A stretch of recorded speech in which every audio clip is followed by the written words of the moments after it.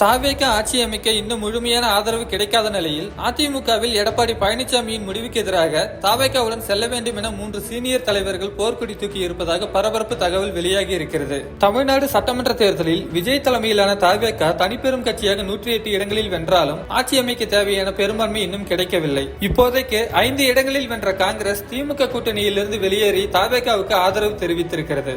ஆனாலும் கூட தாவேகா ஆட்சி அமைக்க இன்னும் 6 எம்எல்ஏக்களின் ஆதரவு தேவைப்படுகிறது. இந்த நிலையில்தான் விசிக மற்றும் 2 கம்யூனிஸ்ட் கட்சிகளிடமிருந்து எதிர்பார்த்த ஆதரவு கிடைக்கவில்லை என்றால் அதிமுகவிடம் ஆதரவு கேட்க தாவேக திட்டமிட்டு இருப்பதாக தகவல்கள் வெளியாகின்றன. அதற்கேற்றார் போலவே அதிமுக சீனியர் தலைவர்களான SP Velumani, C Vijayabaskar, CV Shanmugam ஆகியோர் அமைச்சர் பதவி நிபந்தனையுடன் தாவேகாவுக்கு ஆதரவளிக்கலாம் என்று பேசி வருவதாக கூறப்படுகிறது. ஆனால் எடப்பாடி பழனிசாமி கட்சிக்குள் இது போன்ற பேச்சுவார்த்தை எதிலும் ஈடுபடவில்லை என்றும் தாவேகாவுக்கு ஆதரவளிப்பதை விரும்பவில்லை என்றும் அரசியல் வட்டாரங்களில் பேச்சு அடிபடுகின்றன. இத்தகைய நிலையில் SP Velumani, C Vijayabaskar, CV Shanmugam ஆகிய மூவரும் எடப்பாடி பழனிசாமி வீட்டுக்கு சென்றிருக்கின்றனர். இந்த சந்திப்பில் தாவேகாவுக்கு ஆதரவளிப்பது குறித்து முக்கியமாக விவாதிக்கப்படும் என்று கூறப்படுகிறது. ஒருவேளை எடப்பாடி பழனிசாமி இதற்கு சம்மதிக்கவில்லை என்றால் அவரின் முடிவையும் மீறி தாவேகாவுக்கு ஆதரவளிக்க அதிமுகவில் சிலர் திட்டமிட்டு இருப்பதாக கூறப்படுகிறது.